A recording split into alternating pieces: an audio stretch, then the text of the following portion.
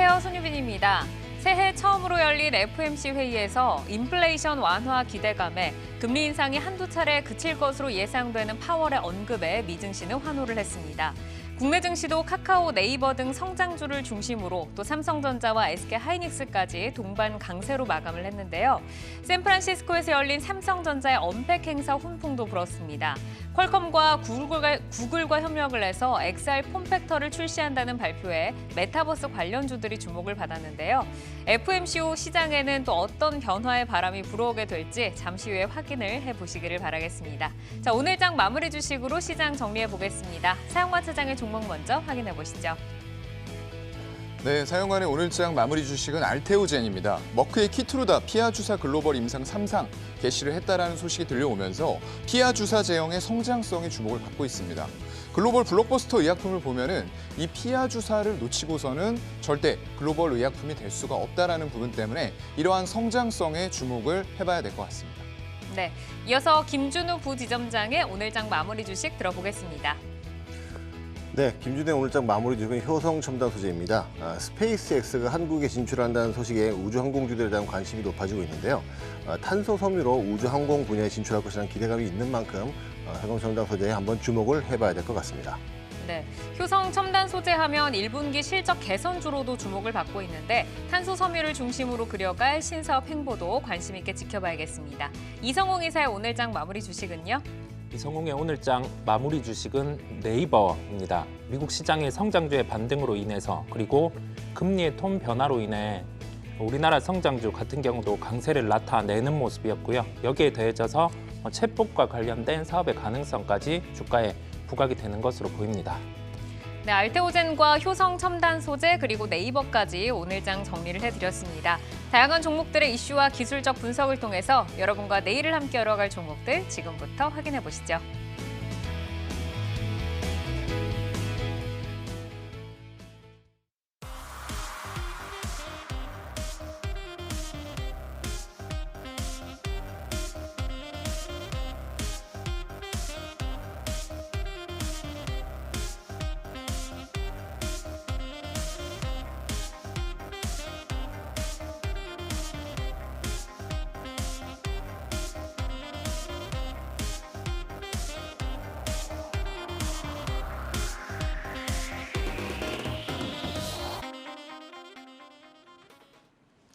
이슈를 통해 성장주와 주도주를 찾아보는 종목인 이슈.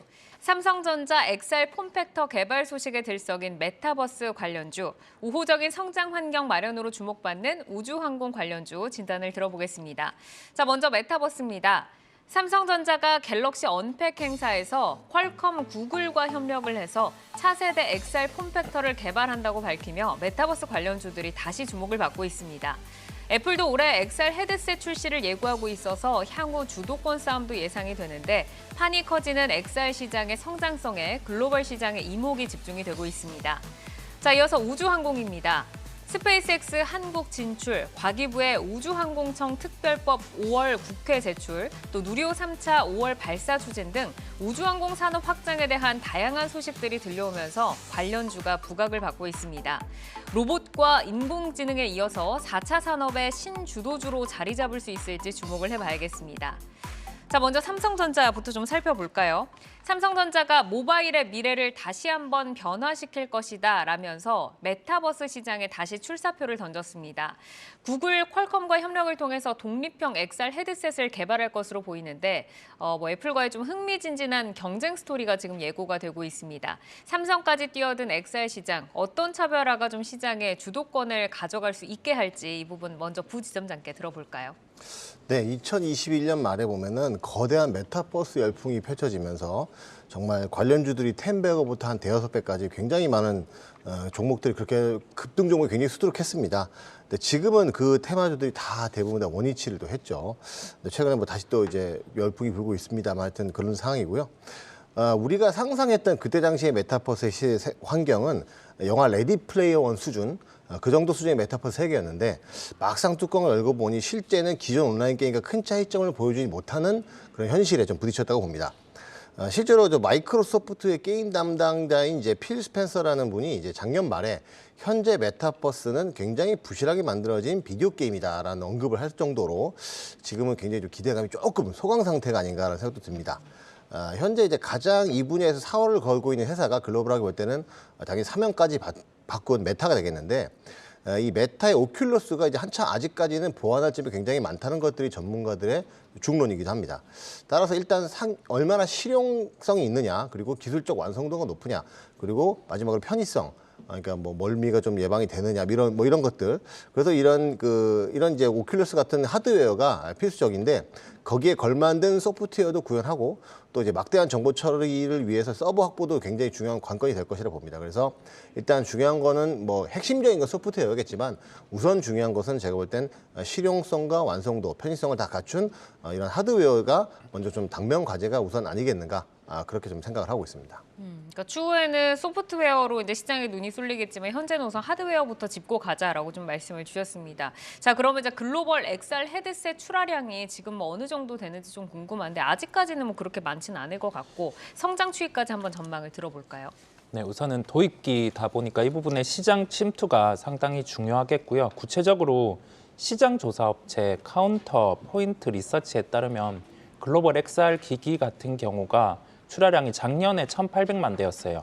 그리고 올해 같은 경우는 3,600만 대가 예상이 되고 2024년은 5,700만 대, 그리고 2025년에는 1억 1천만 대로 성장이 나타나게 됩니다. 그리고 2030년에는 10억 대 근접을 하면서 스마트폰 시장에 버금가는 규모가 나타날 것으로 보입니다. 우리가 연평균으로 성장을 비춰봤을 때 이 그림대로 된다고 하면은 60% 이상의 성장이 나타나는 거예요. 그런데 가장 중요한 포인트는 뭐냐면 올해 그 각 소니라든지 메타라든지 여기에서 VR, XR 기기를 출시를 합니다. 그리고 도입기에는 시장 침투가 우선 나타나는 게 중요하고 스마트폰 가격 정도의 가격 인하가 나타나는 게 중요합니다. 두 부분을 체크하고 AR, VR 관련주들도 연결해서 생각을 하시면 되겠습니다. 이제 XR이라고 하면은 확장 현실이라고 하는데 VR이 가상 현실, 그리고 AR이 증강 현실, 또 MR이 혼합 현실로 이것들이 이제 포괄한 개념이라고 좀 합니다. 이제 메타버스의 기반 기술인데 XR 기기가 만들어지기 위해서는 어떤 기술들이 좀 필요한지 좀 더 이제 세분화해서 저희가 좀 설명을 좀 들어보고 싶습니다. 김준호 부지점장께 들어볼까요? 네, 앵커께서 말씀하시는 대로 VR, AR, MR, XR, SR 뭐 굉장히 많은데 이게 다 가상현실을 구현하기 위한 기술들인데 어떻게 구현하느냐에 따라서 조금씩 차이가 있습니다. 세분화해서 좀 살펴보면 이제 VR은 이제 말 그대로 버추얼 리얼리티죠. 그래서 현실이 아닌 컴퓨터 그래픽으로 구현한 3차원 이제 가상 공간을 뜻하는데, 그러니까 좀 이거는 이제 사전적인 의미고, 그러니까 고글을 쓰고 VR 기기로 가상현실 공간을 체험하는 방식이 오늘 가장 보편화된 방식인데, 메타가스는 오큘러스가 바로 이런 VR 기기라고 보시면 될 것 같습니다. 그리고 AR 같은 경우는 이제 어그먼티드 이제 리얼리티라고 해서 증강현실, 이거는 사실 굉장히 오래된 기술입니다. 한 10년 전에도 이 증강현실 같은 경우는 이미 핸드폰에 탑재가 됐었죠. 그래서 휴대폰을 들고 이제 카메라 기능을 켜고 이게 더 거리를 딱 살펴보면은 거기서 이제 여기 저쪽 뒤에는 여기는 보이지 않지만 식당이 있다, 뭐 극장이 있다 이렇게 보여줘. 이게 이제 증강현실인데 제일 쉽게 예를 들면 이제 포켓몬고 같은 게임 이런 것들이 이제 그 AR이라고 보시면 될 것 같습니다. 그리고 이제 MR 같은 경우는 말 그대로 믹스드 리얼리티, 그러니까 한마디로 이제 합쳐졌다, 혼합 현실이라는 건데, 이게 보는 것을 넘어서 가상 현실과 그래픽이 이제 현실이랑 상호작용, 쌍방 커뮤니케이션이 되고 상호작용할 수 있는 수준을 말하는데, 그러니까 영화 예전에 좀 이해하기 시키면 어벤져스 보면 이제 토니 스타크가 이제 그 가상 이제 공간에다 허공에다 뭘 띄워놓고 AI 자비스랑 얘기하면서 이거 빼고 넣고 막 이렇게 하면서 그게 되면 실제 기계로 구현이 되고 막 이런 장면들이 있거든요. 네. 그런 게 MR이라고 보시면 될 것 같고. 근데 사실 이게 이런 MR도 지금 현재 기기가 있고 서비스가 되는데 AR에 비해서 상당히 기계값도 굉장히 비싸고 이게 그래픽 수준도 그렇게 높은 상황이 아니기 때문에 아무래도 높은 기술력을 요하기 때문에 아직까지는 현실화되기엔 조금 시간이 걸리는 기술이라고 보시면 될 것 같고, 또 XR 같은 경우는 익스펜디브 리얼리티, 이게 요즘에 가장 핫한 건데 이게 AR, VR, MR을 모두 포괄하는 개념입니다. 그래서 영화 레디 플레이어 1에 나오는 그것이 딱 XR에 구현된 세상이라고 보시면 가장 이해하기 쉬울 것 같고요. 또 최근에 SR이라고도 있습니다. 이게 뭐냐면 이제 서스티튜셔널 리얼리티라고 해서 이제 한마디로 대체 현실이거든요. 그러니까 그 사전적으로 보면 인지 과정을 왜곡시켜서 존재하지 않았던 사건을 실제인 것처럼 인식하게 한다는 건데 쉽게 얘기하면 이제 영화 매트릭스를 보시면은 이제 공간에서 그 사람들이 거기에서 이제 내가 진짜 여기 지구에 살고 있는 걸 착각을 하고 있지 않습니까? 이게 그런 부분들이 이제 SR의 영역이다. 그렇게 좀 구분하시면 될 것 같고, 그래서 각각의 차이점은 다 좀 있지만 이런 부분들은 다 이제 소프트웨어적인 부분인데 이거를 이게 소프트웨어 아무리 잘 만들어도 구현하려면 지금 앞으로는 그래도 뭐 고글을 쓴다든가 이런 기계가 다 필요하기 때문에 네. 하드웨어적인 부분이 되어야 우리가 접할 수 있는 부분이라 하드웨어적인 부분 기술에 대해서 발전이 좀 더 우선시 되어야 생활에 밀접하지 않겠는가 그렇게 말씀드리겠습니다. 네, 진짜 뭐 영화에서 보던 그 세상이 이제는 뭐 현실화되고 있는데 뭐 영화들에 지금 나오는 그것들로 이제 기술을 좀 말씀을 해주셨어요. 좀 이제 좀 저희가 이해하기 편하게 한번 좀 돌려보시면서 아, 이게 이 기술이구나 좀 아시는 것도 도움이 될 것 같고, 이제 삼성전자가 레인보우 로보틱스에 이제 지분 투자를 하면서 정말 지금의 그 뜨거운 레인보우 로보틱스의 주가를 형성했다라고 해도 뭐 과언이 아닌데, 삼성전자의 XR 시장의 출사표로 뭐 이제는 좀 제2의 레인보우 로보틱스라고 해야 될까요? 뭐 이렇게 좀 될 만한 성장성 유망한 종목을 좀 찾아보고 싶습니다. 이성우 이사께 한번 질문 드려볼까요? 우리가 제품이 팔리는 단계에서 우선은 침투가 중요하다는 점을 강조를 드렸고요. 그 이전에 주식의 단계를 보는 겁니다. 제품을 만들기 이전에 필요한 거는 장비를 깔아야죠. 그러면 장비 업체 같은 경우가 먼저 주가에 반등이 나옵니다. 그리고 나서 실제 새로운 제품 같은 경우가 각 기업에서 판매로 하는 판매 대수가 있어요. 이 수치를 넘어서면 관련해서 이제 이 제품에 구현되는 기업 같은 경우에 주가 같은 경우가 반등이 나오고, 과거 우리가 스마트폰 출시 이후에 그 애플, 그다음에 삼성전자 같은 경우가 그 판매량 허들을 넘어섰을 때 관련된 OLED 관련된 종목들이 그때 10배가 났었죠. 그런 것처럼 뭐 VR, 뭐 XR 이 부분도 연결해서 생각을 해볼 수 있고, 그리고 시장에서 판매 같은 경우가 이제 침투가 됐어요. 실제 판매량을 넘어서고 스마트폰 그 어느 정도의 유저만큼의 그 VR, XR 이 부분도 소유가 된다면 그 뒤에는 소프트웨어에 강한 반등이 나타납니다. 이 단계를 보실 필요가 있겠고요. 대표적인 소프트웨어 기업 같은 경우는 뭐 스코넥이라는 기업이 있고, 이와 연결해서 장비 업체, 그다음에 뭐 제품 이러한 부분은 뭐 LX 세미콘, LG 디스플레이 뭐 이런 기업들을 참고하시면 되겠습니다. 네, 이제 관심 기업들을 좀 말씀을 주셨는데 짚어가면서 좀 공부를 해보시면 좋을 것 같고, 이제 소프트웨어를 넘어서서 그 이후에 이제 시장이 또 이제 하드웨어를 넘어서 소프트웨어 쪽으로 좀 가보도록 하겠습니다. 이제는 또 콘텐츠도 저희가 좀 빼놓고 갈 수는 없는데, 디지털 콘텐츠 분야에서는 투자자들이 먼저 어떤 기술력을 좀 주목을 하고 있어야 할지, XR 기기 메타버스 시장 확장으로 기대되는 유망주 한번 들어보겠습니다. 김준우 부지점장께 들어볼까요? 네, 말씀하신 것처럼 사실 하드웨어가 중요한데 하드웨어 쪽 공부하기 좀 어렵죠. 그래서 이 하드웨어 쪽 보면 중소형 테마주로 불리는 종목이 굉장히 많은데 실제 근데 얼마나 이제 수혜를 받을지 가늠이 잘 안 되기 때문에 중소형 테마주에 편승하는 것은 뉴스플로우를 매일 체크하면서 기술적 매매에 자신 있는 분들의 영역이기 때문에 제가 방송에서 공개적으로 언급하는 건 좀 적절치 않은 것 같고요. 그래서 일반 투자자 여러분들이 보실 수 있는 종목들을 보자면 제일 먼저 크게는 삼성전자, 메타, 애플 같은 큰 종목들, 대형 기술주를 보는 게 우선 첫 번째라고 생각 들고요. 두 번째는 이제 콘텐츠를 공급하는 우리나라를 기준으로 했을 때 하이브나 YG나 JYP 같은 엔터주, 그리고 스튜디오 드래곤, 뉴, 뭐 레몽레인 같은 그런 제작사들, 그리고 마지막으로는 이제 다양한 콘텐츠가 항상 기대가 되는 게임주들, 이 정도까지 보는 게 맞지 않나 싶은데, 게임주들은 최근에 굉장히 많이 쳐져 있는데 여러 가지 이유로 좀 그런데 그래도 결국 메타버스 세상이 되면은 게임주들도 관심을 가져야 되는데 지금 굉장히 많이 주가가 빠져 있기 때문에 이 부분에 대한 공부도 좀 한번 해보시면 좋을 것 같습니다. 전체적으로는 삼성전자와 메타와 또 애플을 필두로 그 이후에 뭐 엔터주라던가 또 뭐 제작사라던가 게임주까지 좀 짚어주셨습니다. 자, 이어서 우주항공 관련주 진단을 들어보겠습니다.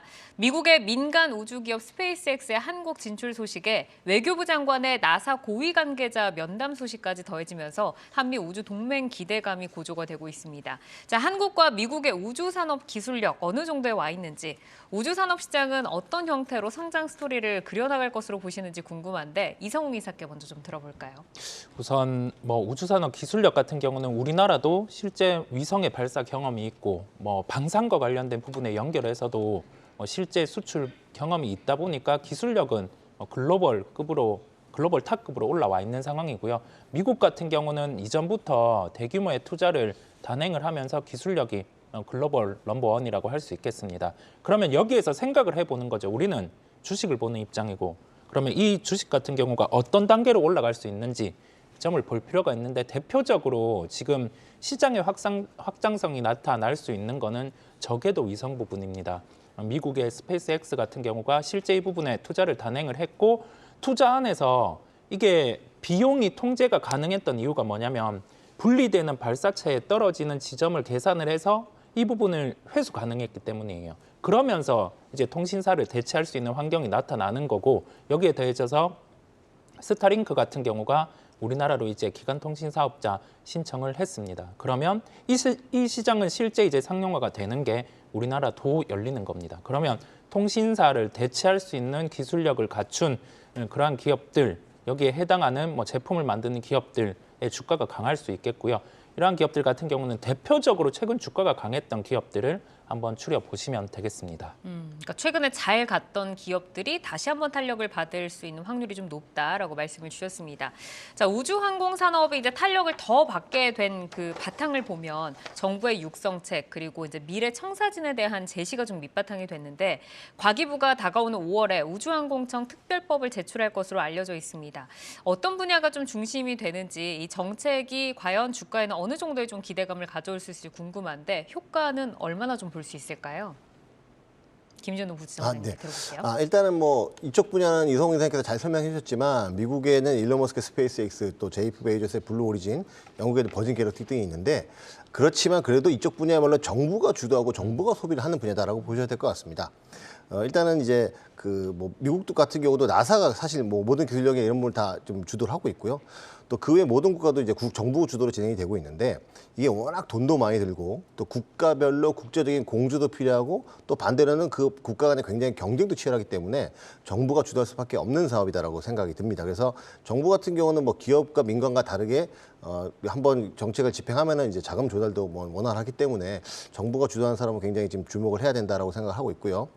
그리고 이제 그 아무래도 이제 첫 번째는 이제 아무래도 기본적 위성을 통해서 뭐 전국 방방곡곡으로 방송통신이나 뭐 이런 화질이 끊김없이 가야 되고 화질도 잘 가야 되고 뭐 이런 것들이 가장 기본적인 것이 될 것 같고 그 다음에 이제 뭐 달 탐성이라든가 화성 탐사라든가 이런 자원 개발까지 이어질 수 있는 상황이 갈 수 밖에 없다고 봅니다. 그리고 또 우주라는 것은 로켓을 쏘아 올려야 되기 때문에 미사일과 관련이 있어서 거기 이제 국가의 방산 산업과도 또 연결이 될 수 있거든요. 그래서 이런 정책들이 굉장히 다양하게 영향을 줄 수 있다고 보고요.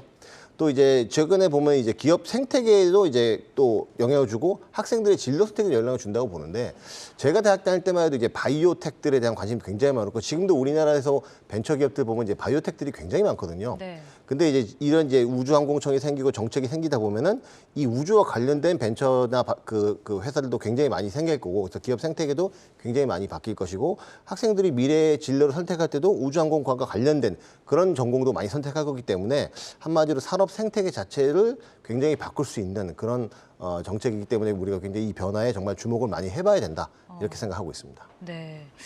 그러니까 한때 그 벤처의 어떤 그 붐이 일어나는 뭐 그런 것들이 이제는 좀 우주로 옮겨갈 수 있다라는 말씀이신데 사실 뭐 우리가 이제 우주에 대해서 이제 관련주들은 많이 다루고는 있지만 우주 경제라고 하면 아직까지는 조금 먼 미래 이야기잖아요. 뭐 제 주변에도 보면은 내가 이제 살아생전에 달에 한번 가보고 싶다 뭐 이런 꿈을 꾸시는 분들이 많은데 뭐 스페이스X 같은 민간 우주 기업이나 국내 누리호 발사를 보면은 뭐 언젠가는 진짜 우주에 우리가 휴가를 떠나는 일이 또 뭐 살아생전에 가능할 것 같기도 하다라는 또 생각도 듭니다. 자, 5월에 누리호 3차 발사가 예정이 되어 있는데 누리호 발사 관련해서는 투자자들이 좀 눈여겨볼 기술 그리고 이제 종목군 어떤 종목들 좀 보면 될지 이성웅 이사께 들어볼까요? 우선적으로 뭐 본체 부분 여기와 연결해서 관측 부분 이 부분이 가장 중요하다고 할 수 있겠고요. 그 부분과 관련된 기업들의 주가 같은 경우는 누리호 발사 이전에 한 2주 정도의 시차를 두고 기대감으로 먼저 오르고 발사한 2, 3일 전에 최근에는 조정이 나오는 경향이 있습니다. 그러한 특성을 대입을 해서 우선은 뭐 1등주 위주로 접근을 하는 게 중요하겠고요. 뭐 하나에로스페이스 같은 경우는 이 발사체 부분에 더해져서 저궤도 위성 사업까지 가능한 레퍼런스를 가지고 있고 여기에 더해져서 세트레가이 같은 경우도 실제 우리가 천리안 위성 발사에 대해서 참여를 한 레퍼런스가 있다 보니까 이러한 기업을 중심으로 보면 되겠습니다. 2023년 들어서 정말 새해 로봇, 인공지능 굉장히 뜨거웠잖아요. 이런 이제 4차 산업들이 주목을 받으면서 단순히 그냥 지나가는 테마가 아니라 구조적 성장 산업으로 부각이 되고 있는데 우주항공 관련주도 현 성장 단계에서 좀 긴 시각으로 저희가 관심을 가져도 된다고 보실지 투자 의견 한번 들어보고요. 그리고 최선호주도 한번 여쭤보겠습니다. 김준우 부지점장께 들어볼까요?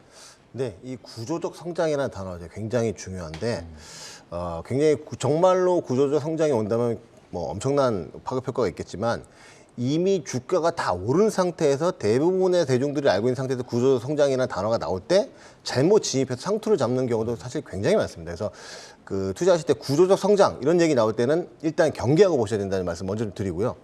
우선 이제 로봇과 AI 4차 산업혁명은 정말로 이제 진짜 구조적 성장이 오는 건 맞죠. 예, 그건 뭐 부인할 수 없다고 봅니다.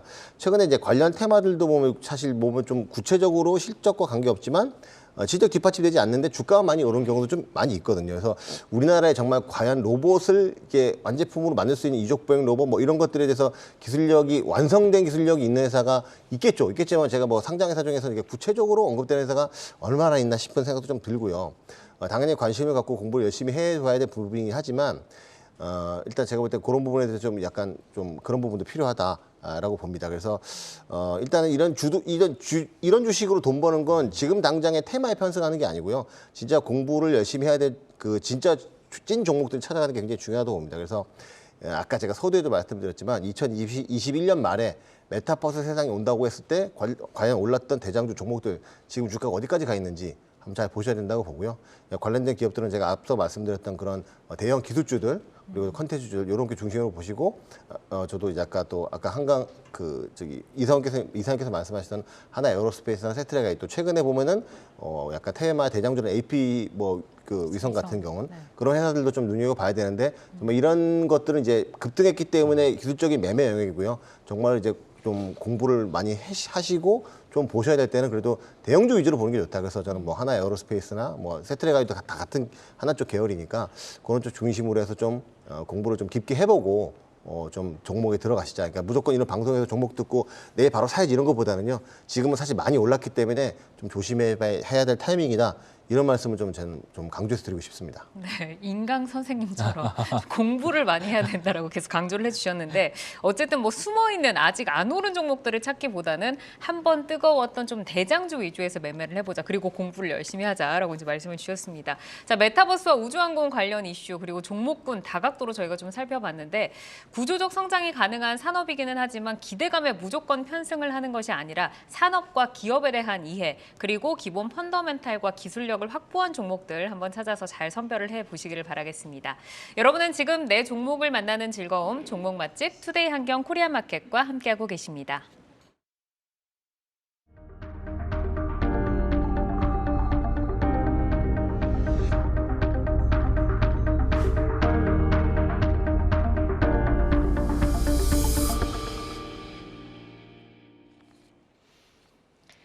주식창 조회수를 통해 투자자분들의 관심 종목 만나보는 조회수 업앤다운입니다. 오늘 올라온 종목들 확인해 보겠습니다. 미국 나스닥 지수 급등에 동반 상승한 카카오와 네이버 먼저 올라와 있고요. 상장 후 5거래일 만에 2만 원을 돌파한 미래반도체, 그리고 레인보우 로보틱스, LNF 등이 올라와 있는데 오늘은 캐리소프트, 갤럭시아 머니트리, 브레인즈 컴퍼니 살펴보도록 하겠습니다. 먼저 갤럭시아 머니트리부터 보겠습니다.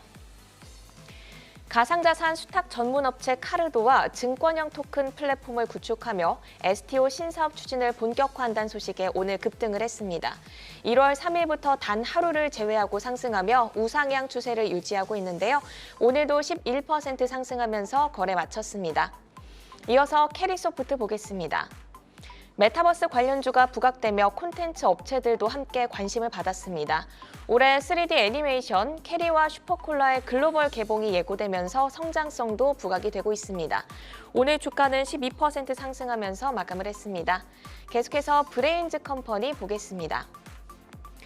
인공지능 클라우드 시스템 기술이 부각되면서 챗봇 관련주 열풍에 합류한 종목입니다. 오늘 장중 상한가를 찍기도 했는데요. 윗골이 달면서 19% 상승으로 거래 마쳤네요. 네, 그럼 먼저 갤럭시아 머니트리부터 사용관 차장님과 살펴보도록 하겠습니다. 가상자산 수탁업체 카르도와 증권형 토큰 플랫폼을 구축했다고 알렸는데요. 기존 사업과 시너지 효과가 기대되는 부분이 있는지 궁금한데 신사업 성장성 어느 정도로 보실까요? 네, 신사업의 성장성은 많이 열려 있다라고 생각을 하고요. 이 카르도라는 업체가 먼저 뭐 하는 업체인지를 알아야 될 것 같아요. NH농협에서도 지분 15%를 보유를 하고 있는 그런 업체고요. 이제 지금 갤럭시아 머니트리 같은 경우에는 2대 주주로 들어가 있는 그런 상황입니다. 지금 위탁받은 디지털 자산을 안전하게 보관하고 관리하는 역할을 하고 있는 수탁회사 이렇게 생각을 하시면 될 것 같은데 안전한 거래 환경을 제공하는 게 굉장히 중요합니다. 이게 왜 그러냐면 작년을 봤을 때 가상화폐가 얼마 도난을 당했냐. 악의적인 해킹에 의해서 무려 4조 6천억의 가상화폐가 분실이 됐습니다.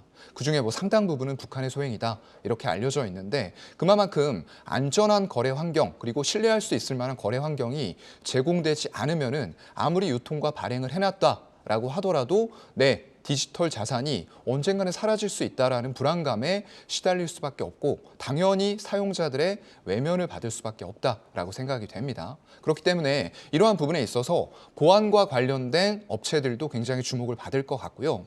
이러한 환경에서 결국에는 자회사인 갤럭시아 넥스트, 갤럭시아 메타버스라는 업체가 있는데 이런 기업들을 통해서 블록체인 기반으로 한 어떤 사업들을 영위를 할 것 같고요. NFT 이런 쪽들은 STO와는 결코 떨어질 수가 없는 그런 분야이기 때문에 이런 사업 분야들을 가지고 자회사와의 시너지 효과가 크게 날 수가 있겠다라고 좀 평가를 내릴 수가 있을 것 같습니다. 다만 정부의 구체적인 가이드라인이 어떻게 발표될지 이러한 부분들은 좀 지켜봐야 될 것 같고요. 향후에 디테일하게 나올 부분들과 관련 지어서 향후 NFT와 그리고 STO 같은 이런 사업 부문들은 자회사와 통틀어서 이 기업의 미래를 좀 밝게 키워줄 수 있는 신사업이 분명히 될 것이다라고 보는 게 합리적일 것 같습니다. 네, 가상 자산에 있어서 신뢰할 수 있는 거래 환경을 구축하는 게 굉장히 중요한데 그 부분에서 갤럭시아 머니트리가 주목을 받고 있다고 설명을 주셨습니다. 어제 하루 좀 큰 폭의 조정이 나왔을 뿐 1월 3일부터는 상승세를 이어오면서 에너지를 분출하고 있습니다. 신사업과 함께 추가 레벨업하는 주가 흐름 기대해봐도 좋을까요? 네, 일단은 가능하다라고 보이는데 최근에 이제 일봉상의 흐름을 봤을 때 1월부터 유동성이 급격하게 들어왔죠. 앞으로는 이제 꺾이는 물가와 금리 피크아웃에 의해서 유동성이 추가로 다시 백머니 무브에서 위험자산 쪽으로 더 추가 유입이 될 가능성들이 있습니다. 그리고 투자자들이 기대하고 있는 추가 신규 유동성은 아마 4분기 정도에는 미국에서 금리를 인하할 수도 있다. 라는 기대감들이 불어오고 있기 때문에 추가 유동성까지도 생각을 해볼 수가 있는 그런 단계로 보이고요. 다만 어제 윗꼬리가 굉장히 길게 달리고 음봉이 크게 나왔습니다. 그것도 거래량이 죽은 거래량이 아니고 거래량이 실린 채로 나왔어요. 다만 오늘 다시 5일선을 살리는 모습이 나왔는데 이러한 지점에서는 한번 매도를 해주는 게 좋죠. 사실상 이게 작년 7월 이때 윗꼬리가 길게 달리는 지점들이 많이 나왔었어요. 그러면서 거래량이 평소에 없던 거래량이 터졌기 때문에 이 지점에 물려있는 투자자가 그만큼 많다라는 걸 이 매물대와 거래량이 설명을 해주고 있는 거예요. 그렇기 때문에 바닥을 잡고 이렇게 올라왔다라고 하면 일단은 나는 8,000원 넘어가면 매도 한번 할 거야. 라는 관점으로 잡으시는 게 맞을 것 같고요. 다만 꺾인 이후에 여전히 STO라던가 NFT 이런 유동성을 불러일으킬 수 있는 사업 영역들이 살아있기 때문에 저희가 만약에 매수를 한다라고 했을 때는 11선까지는 열어놔도 될 것 같아요. 11선과 매물대 지금 초록색 하단이 뒷받침을 해주고 있는 6,800원. 정도까지는 분할 매수 가능할 것 같고요. 일단 저항은 이번에는 만약에 여기 일봉상으로의 매물대 4,600만 주밖에 안 되기 때문에 거래량이 조금 터진다라고 했을 때는 별로 문제가 될 부분은 아니라고 보여집니다. 그럼 월봉으로 갔을 때는 조금 문제되는 구간이 나와요. 이렇게 5억 주 이상이 거래된 구간의 매물대 상단이 9,500원에서 버티고 있기 때문에 만약 돌파하고 간다라고 했을 때는 여기에서는 차익 실현 관점으로 한번 보시는 게 좋을 것 같습니다. 네, 현재 매물대가 걸려있는 부분이 있기 때문에 비중 조절을 한번 하시고 조정이 왔을 때 다시 타점을 잡아보는 전략 말씀해 주셨습니다. 이어서 캐리소프트 보겠습니다. 3D 애니메이션 캐리와 슈퍼콜라 국내 개봉에 이어서 중국, 베트남에서 글로벌 개봉이 예고되면서 성장성이 주목을 받고 있습니다. 먼저 이 캐리소프트의 콘텐츠 경쟁력과 강점부터 들어볼까요? 네, 일단 아마 애를 키우시는 분들은 다 아실 거예요. 캐리 소극장 키즈 카페가 있습니다. 저도 아기가 쫄라서 종종 데리고 가는 곳인데 거기 가면은 소규모로 공연을 하더라고요. 이렇게 좀 일상생활에서 투자 아이디어를 찾아보시면 좋을 것 같고요. 일단 캐리 IP를 활용해서 공연이 지금 성황리에 진행이 되고 있다라고 합니다. 그러면서 이런 것들이 결국에는 실적에 기여를 하게 될 거고요. 작년 3분기 기준으로 봤을 때 매출이 74억, 전년 동기 대비해서 60% 급증한 수치가 나왔습니다. 이런 부분들이 결국에는 IP를 활용한 무형의 IP에서 여러 가지 수익 발생원들이 나온다라는 것들이 되겠죠. 그래서 공연뿐만 아니라 올해에는 본격적으로 리오프닝이 시작된과 동시에 극장판 이런 부분들도 나오게 될 것 같고요. 공연의 확대라던가 영화 개봉 그리고 신규 시리즈의 방영 여러 가지 종합적으로 실적을 키워줄 수 있는 이러한 요인들이 나타나고 있는 것 같아요. 결국에는 이런 것들이 메타버스까지 확장된다. 오늘 메타버스 굉장히 좋았습니다. 그렇게 됐을 때에는 기존의 실적이 똑같이 나온다라고 하더라도 지금처럼 유동성이 위험자산으로 물밀듯이 밀려들어오면 어떻게 되죠? 같은 실적을 내도 PER을 외국인과 기관들이 올려버려요. 무슨 말이냐 하면 기존에 10배 주던 걸 20배, 30배도 좋다라고 하면은 주가는 그냥 올라가게 돼 있는 그런 상황인 거죠. 그런 것들을 좀 캐치하시면 좋을 것 같고요. 3D 극장판 애니메이션인 캐리와 슈퍼콜라 이게 1월 18일에 국내 개봉을 하게 돼 있고요. 그 이후로도 11개의 언어로 개봉이 전 세계에서 된다라고 합니다. 그만큼 다양한 수입원들이 리오프닝과 더불어서 나오고 있는 상황이기 때문에 우리는 이런 IP를 가지고 있는 업체들에 대해서는 IP의 확장성에 주목해 볼 필요가 분명히 있을 것 같습니다. 네, 지난해 연말에 가파르게 상승한 후에 변동성이 좀 컸었습니다. 1월 중순 이후 다소 안정감 있는 상승세를 이어오면서 오늘 다시 10,000원을 회복을 했는데 그럼 향후 주가 전망은 어떻게 보실까요? 네, 지금 흐름 자체는 다른 IP를 가진 기업들과 거의 비슷하게 가고 있다고 보여요. 일단 급등을 10월부터 11월부터 해가지고 급등을 좀 했었죠. 그 이후에는 주가가 약간 매물대에 갇힌 횡보장세 정도가 나오고 있다가 그 구간을 빵 뚫어주는 거래량 실린 장대 양봉이 오늘 출현이 됐습니다. 그렇기 때문에 굉장히 좋은 지표가 일단은 나왔다라고 보이고요. 지지선은 일단 이 가로막고 있었던 매물대 상단, 일봉 매물대 상단 9,000원이 그동안의 저항대였죠. 근데 이렇게 뚫어놓고 나면 뭐다? 지지대가 되는 거예요. 그렇기 때문에 9,000원을 지지대 삼아서 매매를 하시면 좋을 것 같고요. 저항 같은 경우에도 일단 주봉이나 월봉으로 가봤을 때 딱히 지금 저항대가 보이진 않는데 바로 위쪽에 주봉상으로 하나 위치해 있는 게 있죠. 여기도 역시나 주봉으로 매물대가 가장 두터운 구간입니다. 그만큼 이 가격대에서 예전에 매수하셨던 분들의 매물이 일단 소화가 좀 돼야 될 것 같아요. 그렇기 때문에 한 11,500원 정도 구간의 매물대 돌파 저항으로 확인해 보시면 좋을 것 같습니다. 네, 이어서 브레인즈 컴퍼니 보겠습니다. 인공지능 클라우드 시스템 기술이 강점으로 부각되는 종목인데요. 기술 경쟁력 그리고 성장 스토리는 어떻게 전망하실까요? 네, 되게 굉장히 좀 요즘에 보다 보면 생소한 기업들이 저도 생각보다 많아요. 전부 다 알 수는 없는 노릇이기 때문에 이렇게 됐을 때 좀 공부를 해보면 괜찮은 기업들이 많이 나오기도 합니다. 일단 브레인즈 컴퍼니는 IT 인프라 쪽의 통합관리 솔루션을 가지고 있는 그런 기업이에요. 지니어스 EMS라고 하는데 이게 일단은 이 기업의 전체 매출에서 50% 이상의 매출 비중을 담당을 하고 있어요. 좋게 얘기하면은 이 매출이 이 제품이 집중적으로 팔린다라고 해석을 할 수도 있는데 어떻게 생각해 보면 이 매출이 끝나면 다른 게 없네. 라고 좀 위험성, 리스크로도 볼 수가 있는 그런 상황이고요. 21년 보게 되면 공공 분야의 관제 소프트웨어에서 국내 점유율 1위를 차지하고 있습니다. 굉장히 생소한 기업인데 이런 것들이 나온단 말이죠. 국내에서 약간 기술력을 가지고 점유율이 높은 기업이라던가 이런 쪽들을 우리가 주목을 해볼 필요가 있을 것 같고요. 일단 정부에서는 25년까지 최근에 이제 클라우드 얘기가 굉장히 많이 나오고 있어요. 공공 클라우드를 이용해서 이 육성 사업을 추진하고 하는 부분들이 점점 더 구체적으로 가시화가 돼가고 있어요. 우리 이미 정부에서도 예전과는 다르게 전자정부 시스템들이 굉장히 많이 도입이 되고 있어요. 그런 것들이 전부 다 클라우드라는 부분들을 기반으로 해서 하는데 민간이 아니고 공공 쪽의 클라우드 이런 쪽들은 금액이 엄청나게 커질 수 있는 것보다는 약간의 안정적인 매출이 꾸준하게 발생이 될 수 있다. 이렇게 좀 생각하시면 좋을 것 같고요. 그 대신에 영업이익률은 굉장히 좋습니다. 30%에 달할 정도로 높은 영업이익률을 유지하고 있기 때문에 만약에 여기에서 매출 캐파가 크게 늘어나는 만큼 영업 레버리지 효과가 추가로 나온다라고 했을 때는 영업이익률이 30%보다 더 높아질 수 있는 이런 환경도 가지고 있다라고 보이고요. 일단 AI 이쪽으로도 연결이 좀 되고 있어요. 그래서 그 관련 기업인 에이프리카, 아프리카 아닙니다. 에이프리카라는 기업을 67%의 지분을 인수를 했는데 여기에서 뭘 보유를 하고 있느냐? 챗 GPT 기술을 또 가지고 있다고 합니다. 요즘에 굉장히 핫하죠. 그렇기 때문에 1월부터 시작된 유동성으로 인한 이런 관련주들의 주가에서 최근 들어와서 주가가 더 가파르게 올라가고 있어요. 1월 27일에 일단 15% 상승을 시작한 이후로는 굉장히 가파르게 5일선을 깨지 않고 올라가고 있는 단계에서 오늘 같은 경우는 일단 매물대 또 작년 3월 정도 되겠네요. 3, 4월 정도 되겠네요. 이 구간에서 이 거래량들이 이렇게 터지는 구간들이 생겼기 때문에 여기에서 물려서 이렇게 떨어지는 동안에 가지고 계셨던 분들이 여기 올라오니까 뭐 하고 싶다? 아, 나 원금에라도 팔고 싶다. 라는 생각들이 들면서 거래량이 다시 터지고 있는 구간이다라고 보시면 될 것 같습니다. 네, 우선 높은 영업이익률 그리고 또 최근에 AI 테마 흐름에 편승할 수 있는 점 몇 가지 강점들을 설명을 해주셨는데 주가 흐름도 짚어주셨지만 네. 1월에만 100% 넘는 상승률을 기록하고 있습니다. 그러면 신규 투자자 관점과 보유자 관점으로 나눠서 매매 네. 전략을 짜주신다면요? 신규 투자자분들은 일단은 좀 보류를 해놓으시는 게 좋을 것 같아요. 대신에 일단 보유하고 계신 분들은 이렇게 급등하는 종목에서 테마가 태워졌다. 그러면은 언제 매도한다? 5일선이 종가상으로 깨질 때.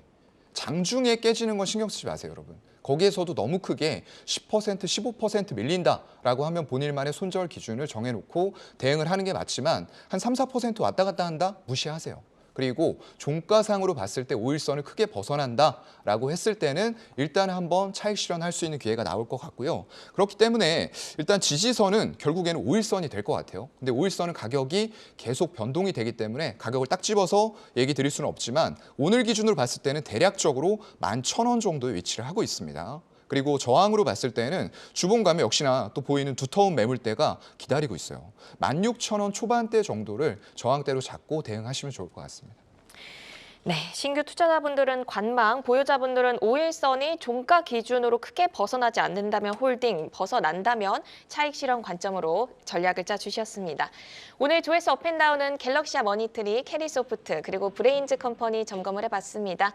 증권형 토큰, 그리고 인공지능 등 미래 신사업으로 주목받는 성장 산업 내 차별화된 기술력으로 성장하는 종목들 잘 선별해 나가시길 바랍니다. 종목 조회하고 궁금증도 풀고 조회수 업앤다운은 주식창을 통해 확인하실 수 있습니다.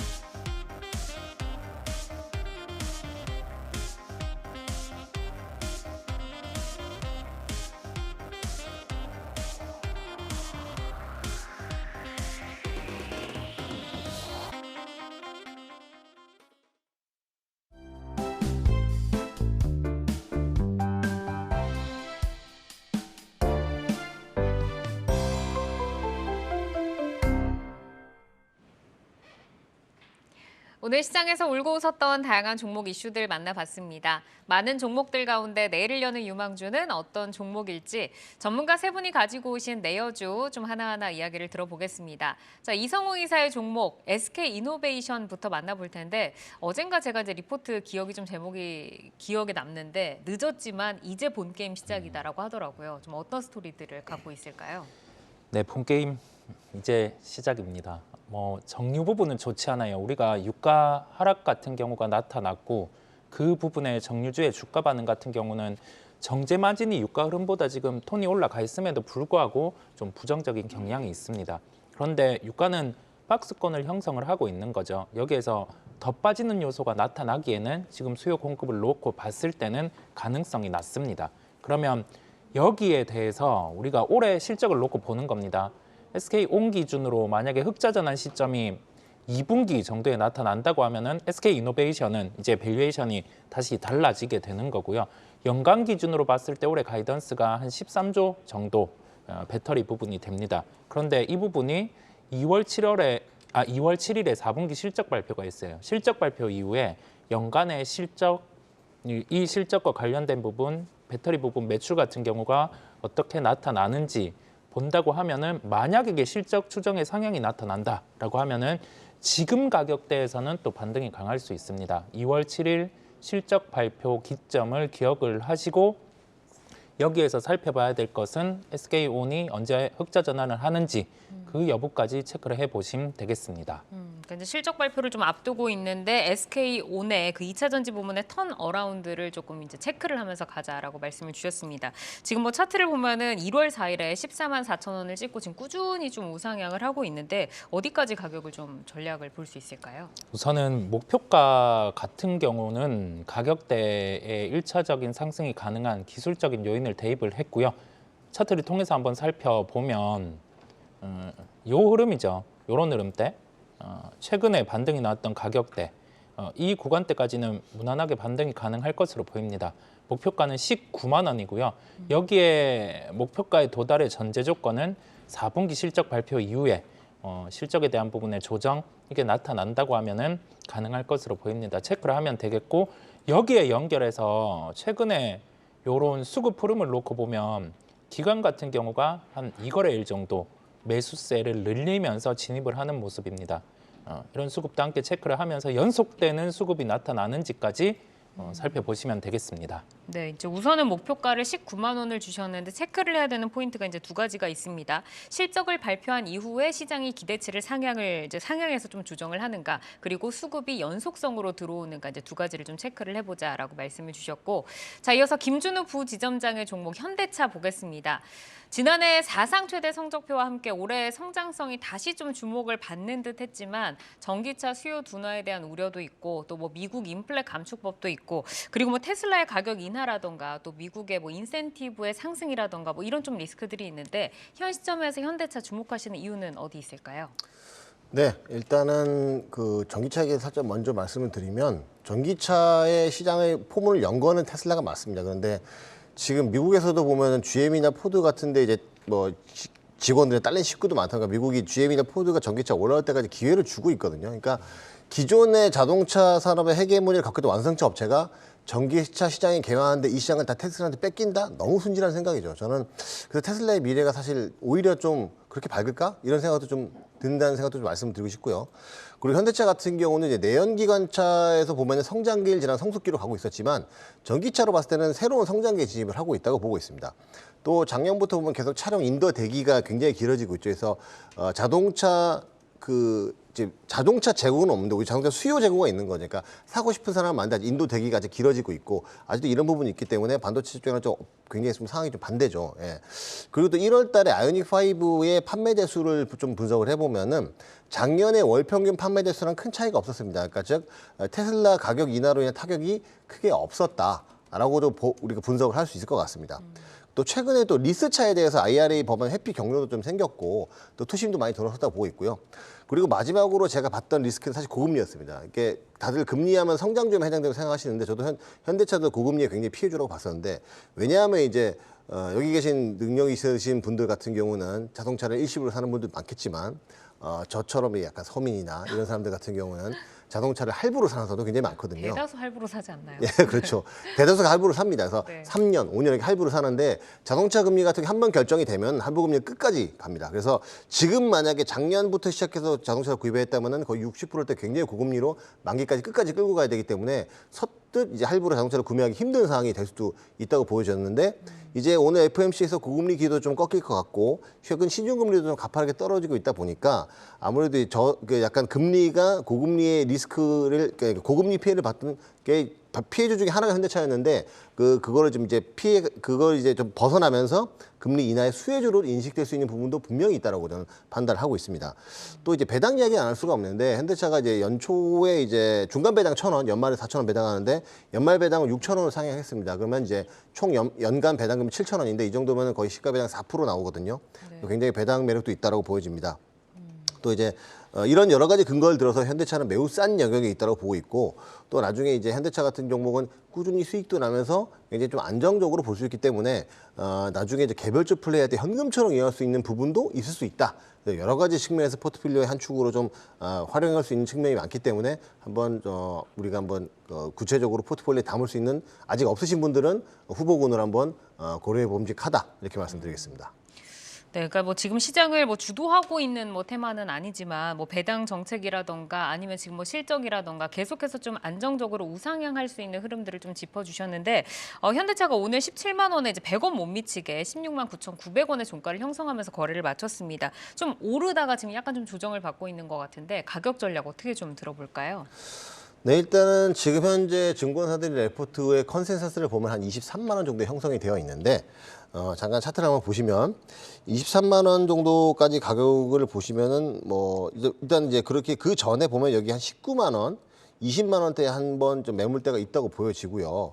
여기 요 정도 이게 20만 원이거든요. 여기 한 번 정도는 좀 한번 거쳐가야 될 경로고 그다음에 여기 또 오래 행보했던 기간이 20만 원 초반입니다. 그래서 여기를 넘어서면 그다음에 24만 원 정도 되는데 일단은 여기 한 20만 원 뚫을 수 있는지 가격 여부, 그다음에 20만 대 초반 여기 뚫는지를 좀 봐야 될 것 같은데 요 차트를 조금 더 제가 디테일하게 보면은 이게 진하게 그리는 이 초록색이 천일선이거든요. 천일 이동 평균선인데 네. 보통 천일 이동 평균선을 이렇게 강한 양봉을 뚫었다가 여기를 깨지 않고 지지하고 올라갈 때는 크게 상승하는 경우들이 많이 있습니다. 뭐 100%라고 말할 수는 없지만 그런 경우들이 많이 있기 때문에 여기 또 보면 또 여기 지난 그 9월 달에 갭으로 떨어졌던 19만 원대 가격도 있기 때문에 당분간은 조금 더 한전차에 대한 기대 상승을 좀 기대해 볼 수도 있지 않나. 기술적인 부분까지 좀 말씀드렸습니다. 네, 이제 우리가 완성차에 좀 투자를 해볼까 하면은 뭐 현대차와 이제 기아를 대표적으로 어떤 종목에 좀 들어가 볼까 좀 생각을 하게 되는데 혹시 부지점장님께 질문을 하나 더 드려보면 현대차냐 기아냐 고민하시는 분들에게는 현대차를 더 좀 말씀을 하시나요?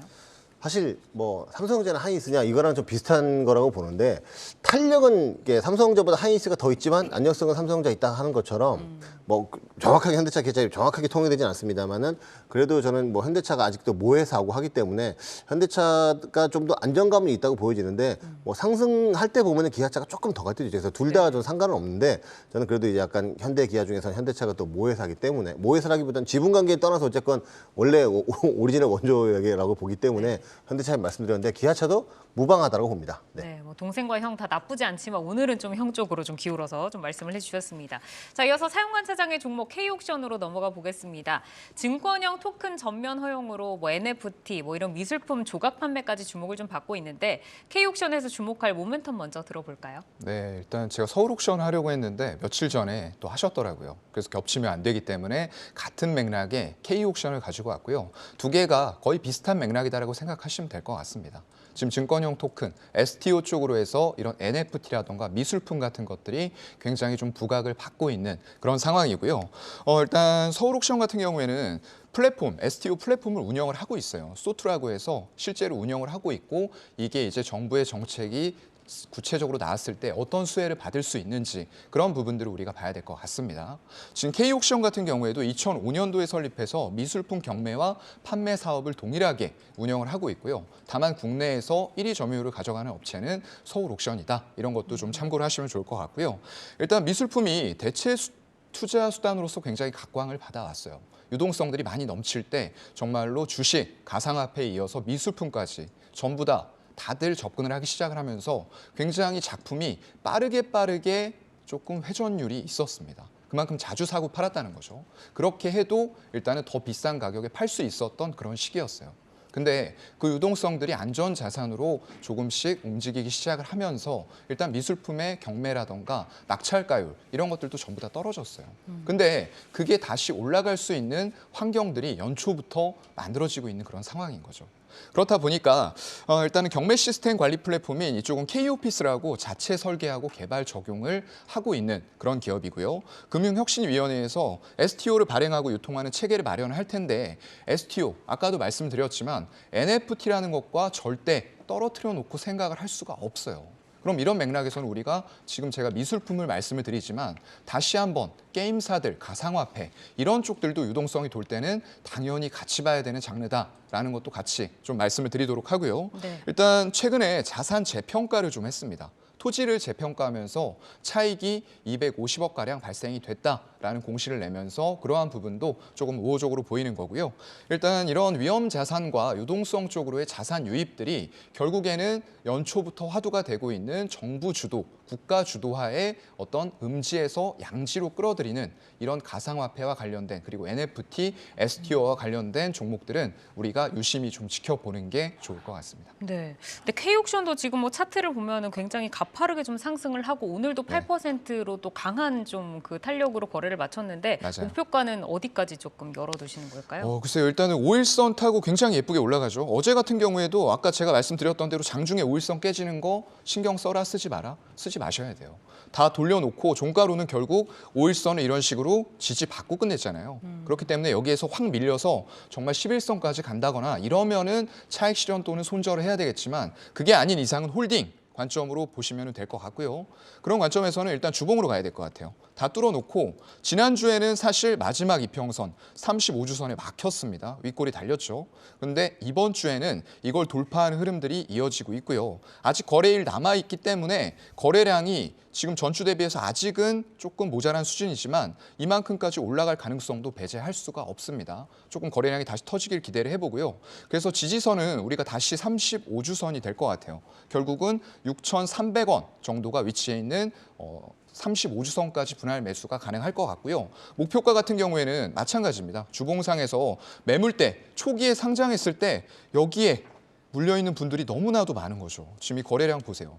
볼 수 없었던 거래량이 첫 주에 터지면서 윗꼬리가 이렇게 길게 달렸어요. 그렇다 보니까 우리가 조금 욕심 버리고 매물대 하단이 위치해 있는 11,000원인데 거기보다 살짝 아래 1,500원 정도까지 목표가 보도록 하겠습니다. 네, 이제 K옥션을 짚어주셨고 이제 지금 제 옆에 나와 계시는 이성우 이사께서 서울옥션을 이제 내어주로 가지고 오셨는데 두 종목 다 아직까지는 좀 홀딩 의견입니다. 잘 좀 살펴보시기를 바라겠고요.